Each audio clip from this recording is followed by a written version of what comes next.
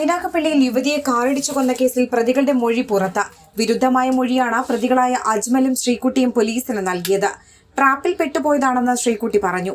13 പവൻ സ്വർണ്ണാഭരണങ്ങളും 20,000 രൂപയും അജ്മലിന് നൽകിയെന്നും മദ്യം കുടിക്കാൻ അജ്മൽ പ്രേരിപ്പിച്ചിരുന്നുവെന്നുമാണ് ശ്രീകുട്ടിയുടെ മൊഴി.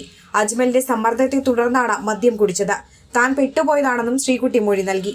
എന്നാൽ ശ്രീകുട്ടി ആവശ്യപ്പെട്ട പ്രകാരമാണ് മദ്യം വാങ്ങി നൽകിയതെന്ന് അജ്മൽ പറഞ്ഞു. മനഃപൂർവ്വമായിരുന്നില്ല യുവതിയുടെ ദേഹത്തുകൂടി വാഹനം കയറ്റിയത്. വാഹനം നിർത്താൻ നാട്ടുകാർ പറയുന്നത് കേട്ടു. പക്ഷെ എന്തായിരുന്നുവെന്നറിയില്ല. എന്തിലൂടെ വാഹനം കയറിയിറങ്ങിയതായി പിന്നീട് മനസ്സിലായി. അജ്മൽ മൊഴി നൽകി. വാഹനം മുന്നോട്ടെടുത്തത് തന്റെ നിർദ്ദേശപ്രകാരമല്ലെന്നും അജ്മൽ പറഞ്ഞു. ഇരു പ്രതികളും നിലവിൽ പോലീസ് കസ്റ്റഡിയിലാണുള്ളത്. കഴിഞ്ഞ ദിവസം 2 ദിവസത്തേക്കാണ് രണ്ടുപേരെയും കസ്റ്റഡിയിൽ വിട്ടത്. ഞായറാഴ്ച വൈകിട്ട് 5-ന് കസ്റ്റഡി കാലാവധി അവസാനിക്കും. 3 ദിവസം പ്രതികളെ കസ്റ്റഡിയിൽ വേണമെന്നായിരുന്നു പ്രോസിക്യൂഷൻ ആവശ്യപ്പെട്ടത്. 3 ദിവസം നൽകാൻ പാടില്ലെന്നും 2 മണിക്കൂർ കസ്റ്റഡിയിൽ നൽകണമെന്നും ശ്രീകുട്ടിയുടെ അഭിഭാഷകൻ കോടതിയിൽ ആവശ്യപ്പെട്ടിരുന്നു. തിരുവോണ ദിവസമാണ് മൈനാഗപ്പള്ളിയിൽ അപകടമുണ്ടായത്.